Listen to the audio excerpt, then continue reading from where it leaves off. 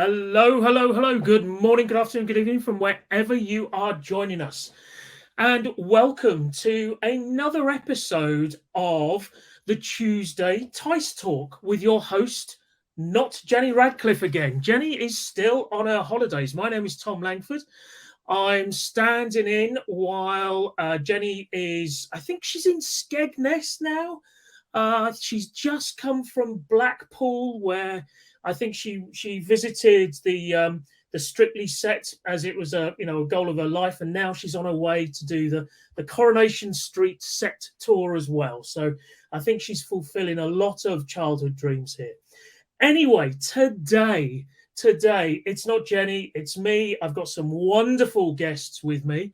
And we are going to be talking about security culture, security awareness. And very first off, we're going to be looking at a news item entitled "Users Are Not Stupid, so Don't Treat Them Like They Are." And in no way coincidentally, after that title, I'm going to ask our panelists to come on stage. So can I bring on, please, Michael Woodson, who's Director of Information Security and Privacy at Sonesta Hotels. Hi, Tom. Hello, Michael. Sergey Terian, who's the Chief Information Security Officer of Digitane. Hello, Sergey.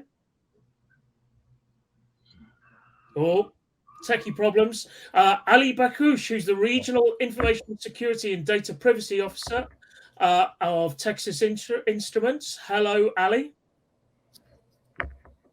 Oh, and Ali's on mute. It's all going well today. And finally, John France, Chief Information Security Officer of IoT Squared. Hello, John. Hi, hopefully I got the right button. Yes, you did. Yes, you Fantastic. did. We've obviously lost Sergey. At the moment, it looks like a spot the odd one out crowd here. And the clue is it's to do with hair. John, I think you've won this today's round. So let's take a look. Whilst we hopefully get Sergey back in the call, let's take a look at today's news item. So this is from the RSA conference, and it is titled "Users Are Not Stupid, so Don't Treat Them Like They Are." And they then goes on to list Sergey. Welcome, Sergey. Thank you. It then goes on to list the 8 pitfalls of cybersecurity. Now, if you read these 8, if the Thyself wouldn't mind scrolling down to just leave those 8 on the screen for the time being, these just actually look to me like good parenting tips more than anything else. They look pretty straightforward, right? Yeah, they do. They do. Very interesting on these 8. But however, the assumption users are stupid or hopeless. That's debatable, and I'll just put it that way. Yeah, but I mean, many of them, putting too much burden on users, not tailoring communications, assuming the most secure solution is best, using punitive measures to get users to comply. You'd think, like I said, it looks like parenting tips. We've all been children, at least I hope so. We've all been children. We've all been subject to these kinds of measures, and we know that they don't work. So why are we trying as security professionals to, for instance, use punitive measures, use the stick rather than the carrot to try and get people to comply?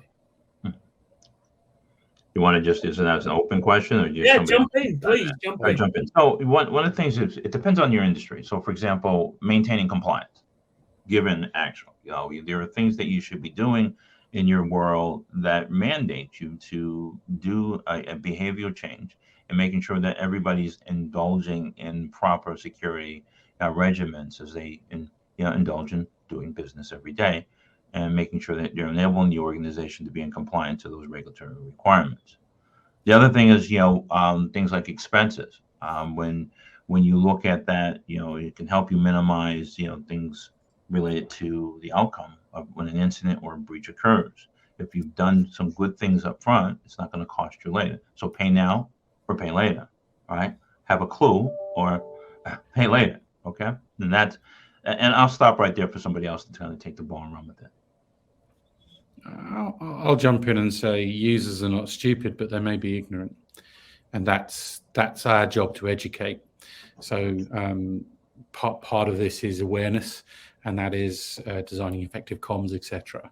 Of course, most employees' jobs, first and foremost, isn't to be a security professional, and nor should we expect them to be. But there is part of that social contract of, don't do stupid things, and we'll educate you what's the right thing to do. And that's the buy-in. So there's that. They may be ignorant until they're told or until they're educated, and then they take on part of the burden. To the point of regulation, that's a backstop. Everyone should be aware of their responsibilities as far as their industry and regulation is concerned. So I'd go with ignorant, not stupid, and that's our job to educate. And it's also our job as security professionals is probably to lower friction in the world of security, because making something too tough, too high, too difficult means people are going to avoid it. So that's our job, to remove friction. So you say it's not people's jobs to be information security professionals, but just to mix it up a little. People seem to assume, or businesses assume, that it's our job as security professionals to be project managers, finance managers, HR managers, and also know legal as well. So there seems to be a little misbalance here. And I'm not saying this in well, they should be doing it because we have to do everything else. But surely something more fundamental has to change so that it becomes part of the DNA, in the same way that being a finance person, being a legal person, being a whatever, is expected of everyone else. I think people have to understand that cybersecurity or information security is a teamwork. It is not only the information security department job. So many employers treat that InfoSec department like some kind of, policeman who keeps them under control. Therefore, when someone clicks on some phishing link or file, even if they understand what they did, they don't report about it because they are afraid of some corporate punishment. And this is the wrong mindset that many employers in different companies have. And I think we have to change that mindset. Information security department or information security guys have to be some the techie friend for every employer. I think this is the key to success. Okay, yeah, very true, very true. Anyone else want to jump in on being a lawyer?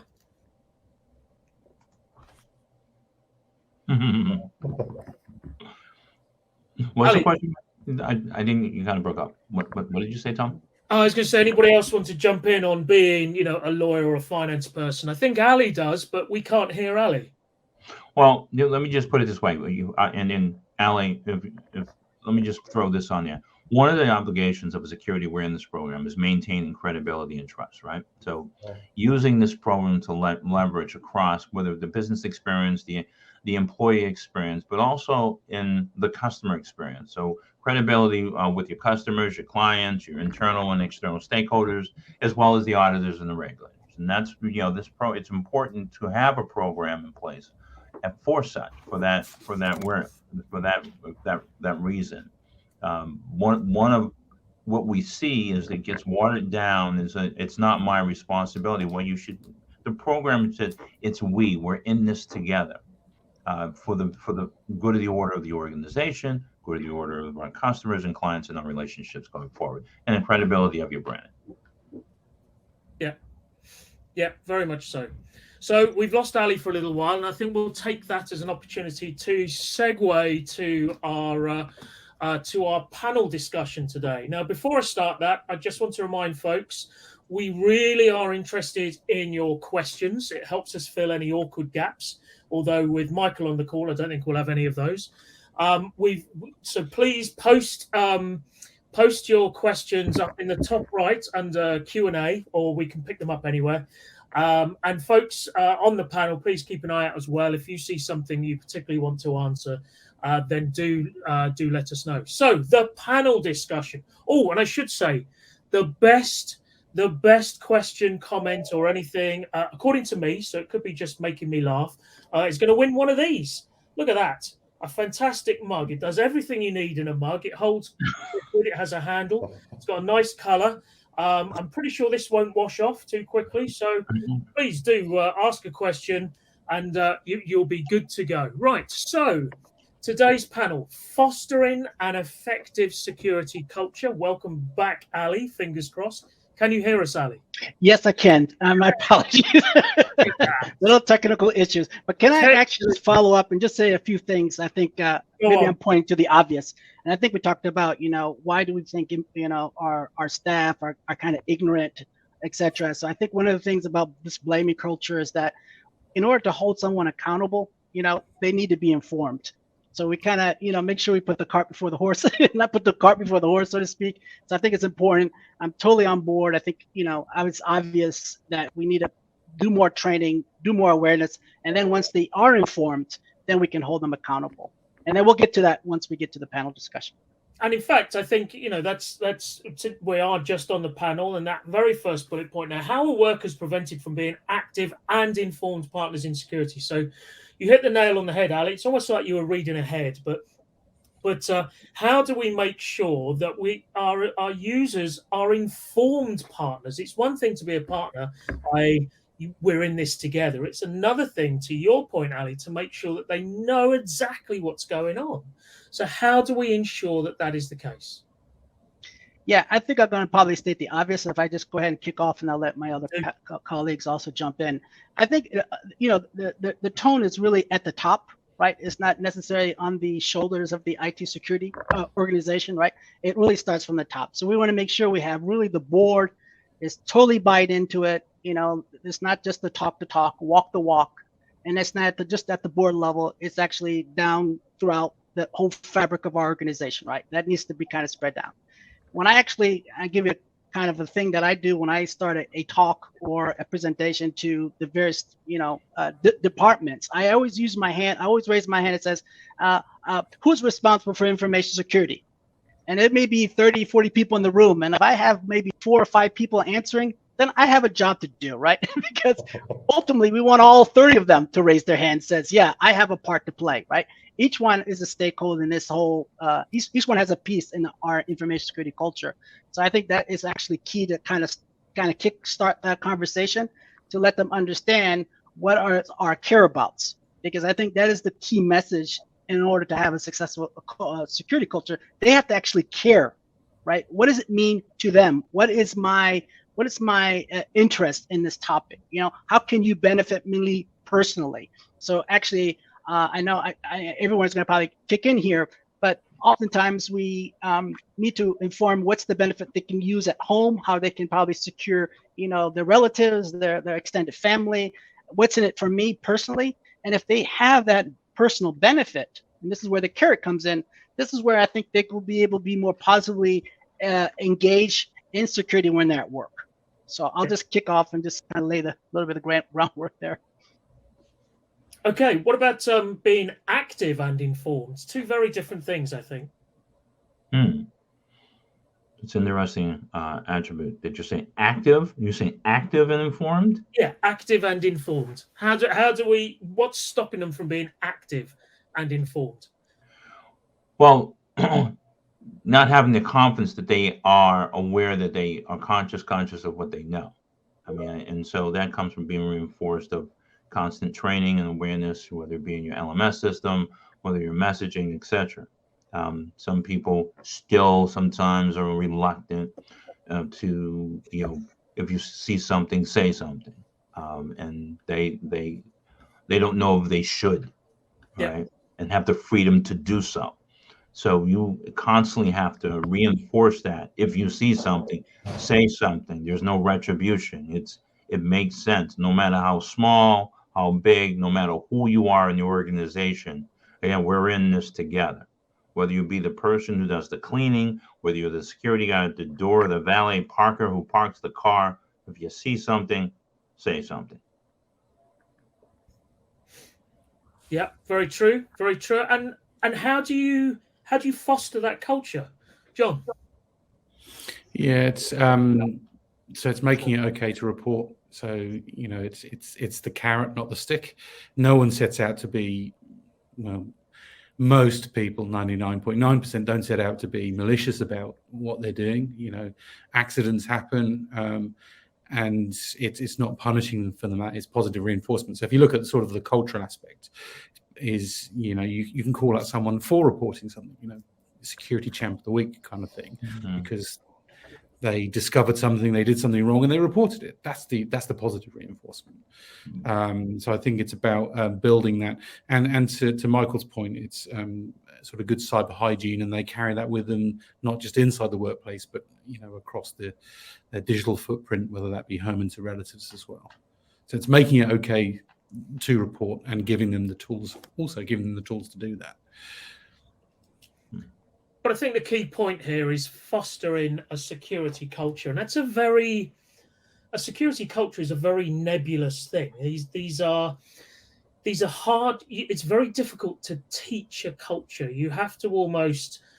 It's an embracing of a culture. These are behaviors that you probably already do, and they're just slightly massaged into place. Or is it just a case of training? Do we just sit them in a room once a year and shout PowerPoint at them and call it a culture? No, you don't. It's an ongoing. It's like a cake or a pie. I'm even going to call it, it won't be seasonal. It's like a turkey, right? But the point being, you got to add the right seasoning sauce along the way to make it right. And that's where the LMS system, the ongoing, the types of training, micro training now, and that model, and find out where they're at. I mean, some people are visual learners, some people like podcasts, and providing those resources where they can take that message with them, and learning and knowing how they go about absorbing things. Whether it be putting a poster up on the board, in the talk room, on a mug as you're drinking. One of the things that we here at Sonesta, we have it on our mugs. We try to take things, the coffee hour, in the break room, along the hallway. I went to Google, and they had messages in the bathroom, in the stall. That's known as one of the best places to put messages, actually. Right. Okay. But the point being is not your phone number. Together, right? So and that's what we do. We here at Sonesta, we put this on it. So as you can see, all right, on our coffee mugs, all right, of a security. Very good. Marks, all right, and we distribute that. So everyone gets a mug, all right. So it says a lot. You got to go to where people go. Even on the back of the ticket that you give. So, for example, some facilities have valet parking at the garages, right? Why don't you embrace them, right? That's the type of things that you do. But isn't there a risk of there being like message fatigue? Because if you've got finance handing out mugs saying do your timesheets on time, and you've got HR on your mugs saying I don't know, don't be a dick or something like that, and you've got other people, other departments doing the same, and you've got at the urinal or in the stall, there's 17 different messages. There's going to be a fatigue, right? There's going to be it's subliminal messaging. All right. Subliminal. And that's what it is. Without them being, it's in you either go in their face or you connect it with something. Like, for example, who would think today we're going this month it's going to be on the trays when you go to get your food in the cafeteria, right? So that subliminal message, there it is, right? You open the door, you leave the gate that leaves when you leave the car, right? Yeah. Across the gate of the car, we're in this together, right? I thought in the toilets it would say something like "want to feel relieved all the time." Right. Notify security of any incident. Right. So wherever they go, you have to be with them indirectly. You can't be consistent with, you're right, the fatigue of the messaging, etc. Try to be creative, break it up, and again, where they're at, where their thought process is, down to the screen. All of a sudden you take over Your screens, EIS people will scream about it because they can't see their pictures of their son or daughter, etc. But the screensaver, there it is. It just shows up for a week, right? Now, InfoSec people are not known for their creativity, in fairness. I mean, mostly because, many of us come from IT backgrounds anyway. Where do we even start with all of these ideas? Because it's great stuff, don't get me wrong. But, and I mentioned this yesterday in our preparation call, like I said, we've been talking about this kind of approach to education awareness for 10, 15 years, as long as I've sort of been actively involved in the community and stuff. And we're still talking about it. We're still saying you need to get creative. You need to do this. You need to do that. You need to be subliminal. You've got to, print it on mugs and everything like that. Why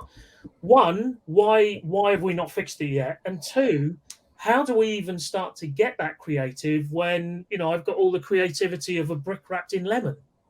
If I can just go ahead and start off with this one, I think I'm just going to maybe also say it kind of picks up what Michael was mentioning about, creating a very kind of a fun, engaging, kind of multilateral approach when you do awareness. One thing that's worked for me particularly is really partnering with our communications department, because there you can be able to sync up and understand what other different communications maybe, and because they're kind of the quarterback, they kind of have all the different facades or the communication schedules pipeline of the various departments. So you can kind of pick and choose. Okay, I see this is a quiet area. Maybe let's say in the month of July, it's like people are going on vacation. Here, let's do a vacation piece on awareness, right? We're coming now close to the Thanksgiving, Christmas shopping season. It's like, hacking season, right? 2.0. So maybe these are opportunities we can do kind of these point messages that kind of see where it could be benefits from them, because a lot of people be shopping on Amazon or what have you, online shopping. Maybe it's a good to do an information piece on that particular aspect. So, but you want to tidy that up with your comms organization. And I actually partner in a number of communication outreaches using the comms folks, because they can really craft the message and articulate it in probably in the wordings that particularly an IT security person may not be able to convey. So definitely there should be a very strong partner I would encourage, because it's actually paid dividends, and also the timing, right? Timing is of the essence, right? But it costs money. Actually, you can do it at quite a low budget. Actually, it's just you kind of do that alignment meetings in the very first. So it's a powwow meeting you may have in January. Okay, what is the next 6 months? What does it look like? What's the outlook? And they kind of plug in where you probably need their help, right? You need their assistance. And usually it's kind of a low touch. It's not necessarily I'm asking them to create a whole document from scratch. So what I'll do my first stab. Here's what I'm planning to send out, and they just go and do a proofread. Says yeah, it's good to go, and then send it off. But we just want to make sure that the timing is right. Not that there's general communication from management that may be happening. That's important. Where with our profit sharing this year, or maybe some kind of information that's made relevant for employees. That's why we don't get involved in that fatigue factor, right? You mentioned it costs money. Yeah, but it's got a return on investment. That's the important thing. So yeah, I mean, if it's time or money, you get paid back. And as Ali was saying, it's a team game. So, and you mentioned being creative. If we're not particularly creative, go to the marketing team. They are. But to that latter point, they will charge you. But you're right. I would always say leverage your marketing team. But return on investment, key performance indicators, etc., on any kind of awareness campaign is always difficult. Always difficult. The textbooks say your incident reports should go up after an awareness campaign because people are reporting more. But at what stage does it go down? How soon after? And if it doesn't go up, it goes down. Is that because less has happened, or people haven't taken any notice? It can seem like a very vague and nebulous thing. Today, I think every non-technical people have some techie friend who solve their problems. It could be a neighbor or colleague or relative or some paid support services. I think our goal is to become that techie friend for each employer who can call and any time with any technical question. I understand that it takes time, resources from the InfoSec person, but it does not compare to what risk we can prevent or detect much earlier. I think if we talk about the awareness, we talk at first about the phishing attacks, because 90% of all cyber attacks starts from the phishing. And phishing attacks come not only by mail, it's also come by Messenger, by WhatsApp, Telegram, Signal, social networks, Instagram, maybe TikTok, and SMS. And if companies do not think about the personal cybersecurity of their employers, it will cost them dearly in the future.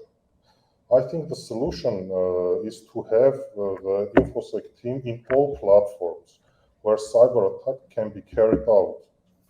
In this case, I think employers will only need to redirect the link or messages to their techie friend and wait a little, and after some checks, they get the answer. Open the message, click on the link or not. And if it is malicious, the InfoSec team must to report the platform administrator to block that. I think this is the most optimal way to think about the personal security of each employer and become the techie friend to better understand that information security is the whole company and the teamwork. It's very true. It's very true. But a point you made earlier on about the cost of doing it before rather than afterwards. How do we get a figure on that cost? How do we report on the effectiveness of that? Somebody in the chat has mentioned that there was an incident in May 2017 that cost $92 million to recover from, and so that is now their figure. Everything's going to cost $92 million unless they do something. So it's not clear or easy to do, is it? Yes, but if we talk about the complex security, we have to understand that the human is the weakest point in the cyber chain. So, no, I'm going to jump in. No, they're not. No, they're not. They're the only link in the security chain, not the weak link, the only link. Sometimes they can be the strongest link. Absolutely. Yes, Yeah. I think also in the Q&A, someone mentioned an interesting point, which is in hazardous environments, you put lots of signage up, and you you sort of say cultivate high safety culture. And I think what we can take in InfoSec is probably signposting at high value points is also key, which is so if a transaction is particularly high value to your organization, then you can put a pop-up on, or you can put some guidance up to say, be careful, no one's looking over your shoulder, etc. So signposting where high value transactions take place is also a good point to make. I mean, we talked about putting it in, the bathrooms and the rest of it. That's the kind of subliminal messaging. That's stuff you pick up on, almost like advertising. And then you've got to do some pointed stuff as well, which is high value transactions or particularly hazardous areas. Put a sign up. Yeah, one other thing I think it's worth maybe highlighting that we can probably reinforce, and I see this at least in our organization, because we're in manufacturing, so there's a strong physical security component to it, but we're now seeing that convergence, right, on the information security as well as the physical security, working in partnership together, because that also reinforces that security mindset, right? It's not just necessarily from an information security perspective, but interest to the facility. When you kind of bring in visitors, they have their badges, they can be easily identified who they are, and then they'd be accompanied, not that they're roaming around in areas that are probably sensitive areas in our floor. So I think that's also very, very, very important. And we partner also with physical security on a number of engagements, whether that is, looking at our some of the partners that we work with, doing combined audits. So there's that strong built-in relationship.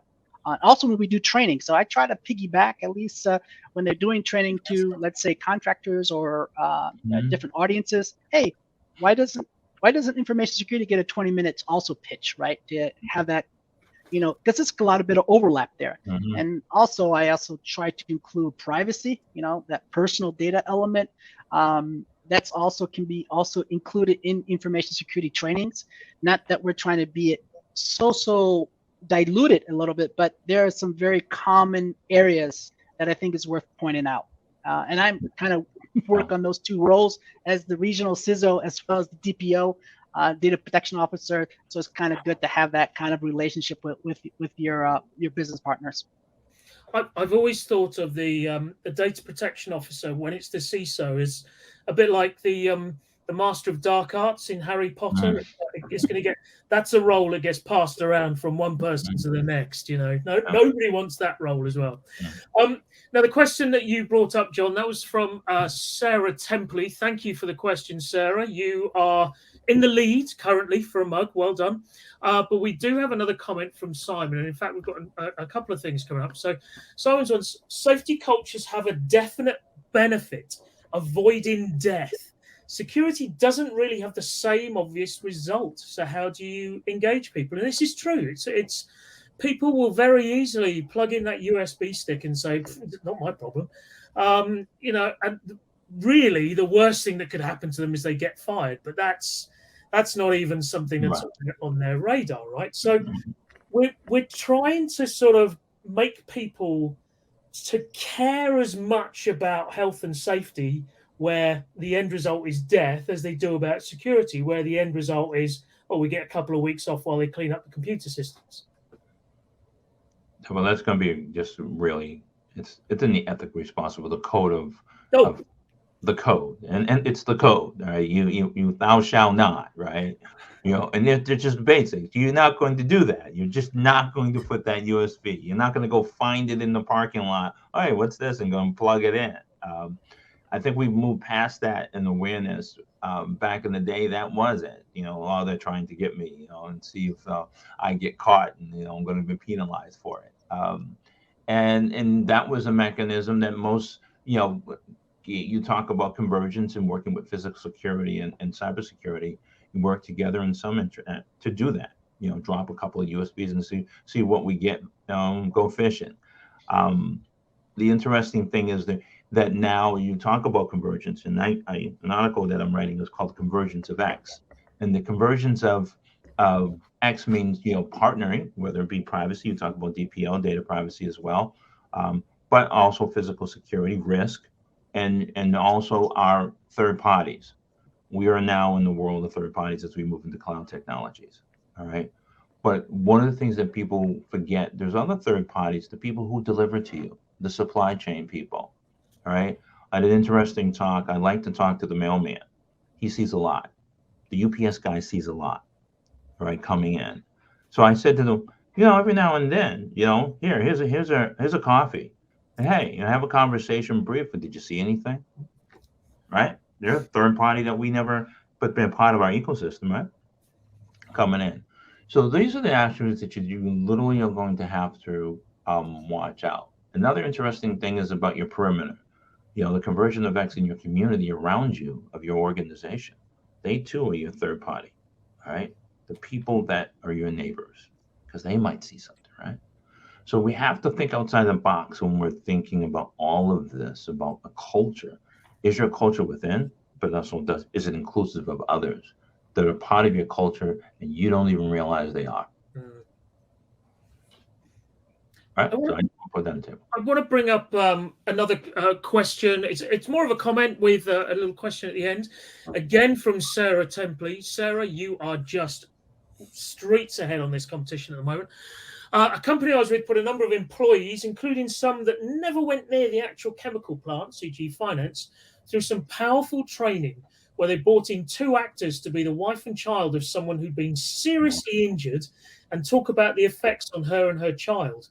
Real emotional heartstring stuff. InfoSec may not be life or death unless OT is involved, but could having an identity stolen and bank account emptied be attention grabbing enough? I don't know, just a thought. I love this idea personally. One, because maybe I could get my acting chops back on and really ham it up in front of the company. But really, I think I can't believe I'm saying this, but role play, that part, trying to elicit that visceral response from people about what could possibly happen and seeing the real world consequences, I think is a very powerful way of communicating. It's about credibility and trust, right? With your and the business experience, the employee experience, as well as the customer experience, and how you can, we're in the hospitality business here, and we have to have a trust of the brand of communicating, but training of those employees to understand as an obligation of their being employees is how do you enhance that customer experience, and training goes a long way. That's a good way of method what it has, whether it be a victim of a fraud, all right, bring them in and speaking about it in first person, not something you're reading about, but first person. That's very creative, different. It bridges that gap between it happening to other people to bringing it right in front of you. Yes. And I think back to that sort of creative side of things, we seem to be very averse to doing something that goes beyond PowerPoint. Being creative for us seems to be throwing in some sandwiches and a can of Coke while you're doing the training. Why do we have such aversion to these kinds of approaches? It's never been done before. Creativity, not to dominate, but it's never been done. But that's a really good third dimension to bring into the element, is to say, hey, let's change the game. You talked about cybersecurity, the fatigue in messaging. I'll take a different approach. As I talked about, be where they're at. Like I said, I was at Google the other day. They're in the bathroom. I'm like, wow, okay, in the stall, literally in the stall. All right, go to where they're at. But that's just a different approach on the tray. And so here you now bring the victim in, and the impact that it had on them as a result of that. It speaks loud and clear. It's a training element. Whether you do it live or whether you do it recorded.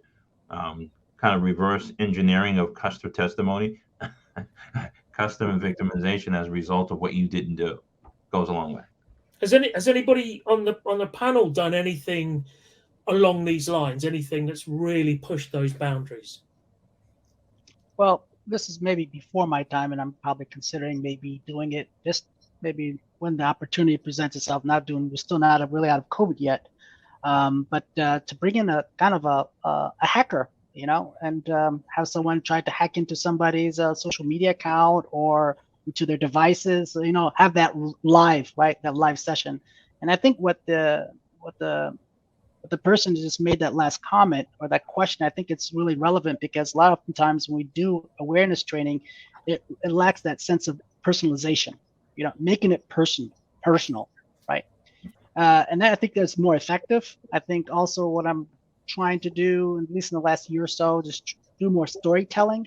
So look at particular incidents we had and make that as an opportunity as teachable moments to communicate those incidents. Not obviously go into the details because obviously I want to respect people's privacy. So, but let's say, what would you have done? And this is a real case example, right? I'm not looking at a hypothetical. This is actually something that's took place on in our region. And I think people will relate to it more will resonate more, I think, than as opposed to talking about the theory about what is, how you identify a phishing email. Here are the signals.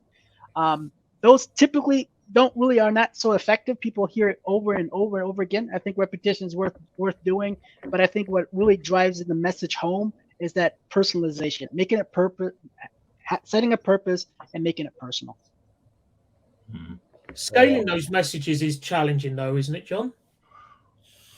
Yeah. So I'll go back to the question you said: have we done anything innovative in the past? I've done some targeted stuff that's been quite innovative. So it's a little while back now, but I got a copy of the password database and ran it through a cracker. and then plotted out on a bell curve of how strong or weak a password is. We got about 90% in about 2 hours. So, to make it competitional, and this was senior buy-in, I actually plotted out all the executive officers where they sat in the bell curve, and actually showed them, like, you're in a privileged position. Oops. Mm. Have we lost him? Okay. He was reminding me of how I got my very first firewall in my company, and that was by hacking the leadership team's passwords and showing it to them, and then saying, and this is why we need a firewall. And then, this was in the late 90s, $20,000 later, I got a firewall. So, but yeah, it's doing things like that. Actually, it's very theatrical. It's very over the top, I think, to John's point as well. But it really does make an impact. It really brings home, and to what we were saying before, Michael, it bridges that gap between that'll never happen to me to, oh my God, this is right in front of me. Mm-hmm. So you got to pick and choose when you're going to do it, though. You got to be sensitive to that. Yeah. So those sensitivity is going to be key. For you don't want to scare them, right? Well, you want to scare them a little bit. Right. You don't want to scare them out of your own job, but you want to scare them a little bit. Sergey, you were going to say something. Yes, I think the main problem is that a lot of people, where they are buying some well-known brands and using that services, they usually think that that big brand made a device secure by design for them. But actually, in the era of business, tech companies creating something new, they are in a hurry to enter the market with the new brand device or services, and companies spend a lot of time on developing that product and spend much fewer resources on its security. And this is confirmed by daily hacking news, and therefore everyone have to understand it's about the mindset. When we talking about culture, we have to talk about the mindset of people. The people have to understand that everyone needs to take care on their own cybersecurity. No big brand will care about cybersecurity. Everyone have to do it himself. I think when the people, one of our goals is to change that mindset, because when we talk about the awareness, we have to talk about changing the mindset. Yeah. So, John, you've just joined us back as we're about to close on to the last question. I'm afraid, my apologies. I finished your story for you. It was great. They loved it. Yeah, sorry for the dropout there. That's right. So we do literally just have a couple of minutes. So everybody, 15, 20 seconds on this. Do you think it is more difficult to foster an effective security culture in non-IT organizations than in IT organizations? For instance, when you compare accounting or legal to IBM or Microsoft. John, 15 seconds. Really quickly, it's a double-edged sword. Sometimes it's actually easier because once you educate, they just do by rote, as it were. Sometimes it can be a little more difficult because they may not get the underlying concepts or the consequence. And that's that storytelling piece. It's the narrative that you've got to give them. Mm-hmm. Very good. Michael? Right, it depends on the approach you take. And so when you're melting it in, correlating it to what they do in their function of their role-based training, and it makes it really simple in adopting micro learning concepts. Excellent. Sergey? I think it depends on awareness training, the tests every 3 months, and how you can train the employees. And how you can change their mindset. It depends only on that. Okay, excellent. And finally, Ali. I would think that conventional wisdom would probably say maybe an IT organization would probably be easier, but I'd probably take what the other panelists said. It depends on that person's role, right? Not that they're overly confident. Yeah, I understand IT, but a lot of what information security is about is really, a lot is non-IT. So Here, I think it's kind of a fair mix. It can be either way, 50-50. Excellent. I think you've answered that like true consultants by saying it depends. Gentlemen, thank you so much for your time today. We could carry on. I have to say, we could carry on for a very, very long time. So thank you for your contributions. As regards the winner of this beautiful type, well, not this one, this one's mine, but a beautiful Tice mug like this, it's going to have to go to Sarah Templey. One, purely because of the amount she typed, and two, because I really like the idea as well. So, Sarah, congratulations. Can I remind all of our listeners and viewers of Thursday's teissTalk with Jeff White, which is an industry focus, how healthcare institutions protect their data from cyber threats. That's this 30 at 1600 hours. That's 4 p.m. for the civvies. And finally, my closing note is that apparently, according to studies, 95% of expenditure on security culture and awareness is completely wasted. The unfortunate thing is we don't know which 95%. So on that note, thank you very much, everybody. Have a lovely rest of your day, and I look forward to seeing you next time.